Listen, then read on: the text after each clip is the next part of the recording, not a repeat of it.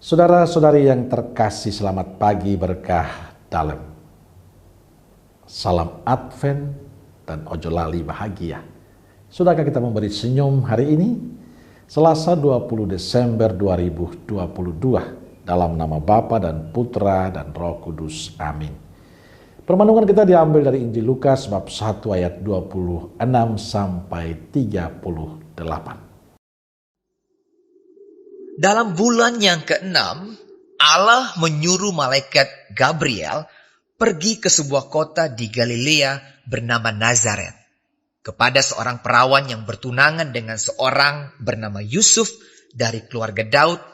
Nama perawan itu Maria. Ketika malaikat itu masuk ke rumah Maria, ia berkata, "Salam hai engkau yang dikaruniai, Tuhan menyertai engkau."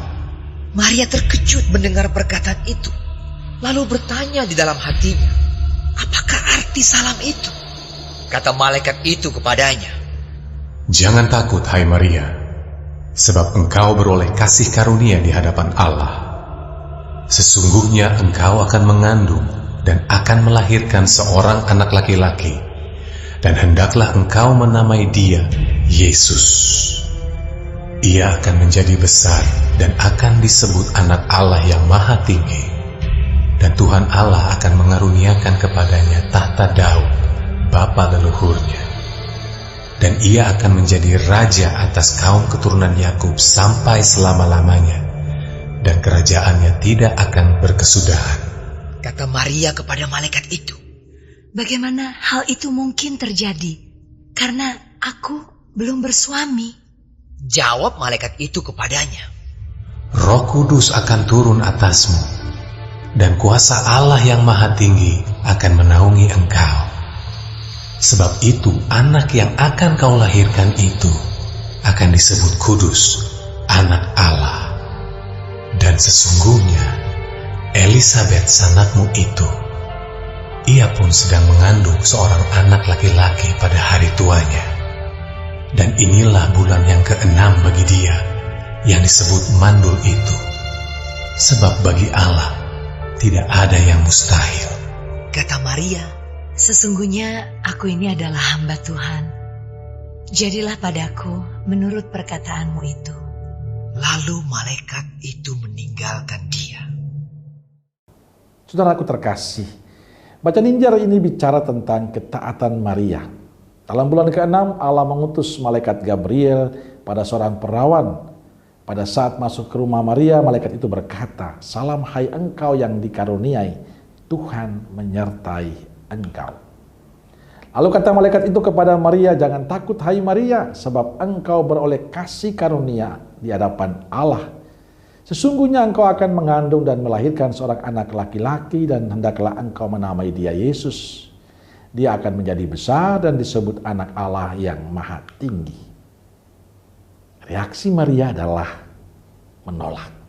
Bagaimana hal itu mungkin terjadi? Karena aku belum bersuami.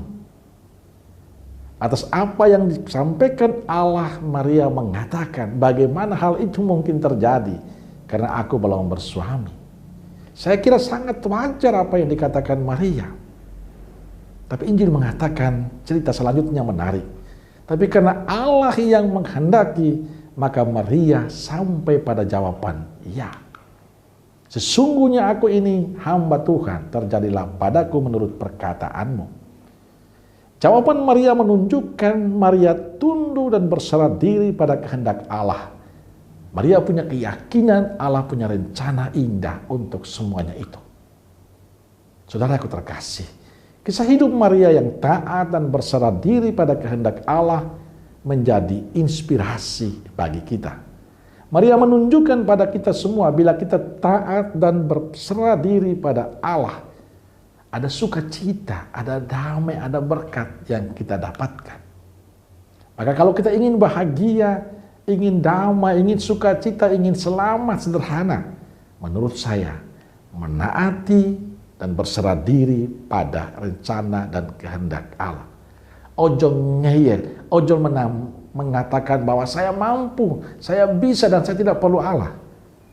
Sebab hanya Dia yang punya rencana indah untuk setiap kehidupan kita.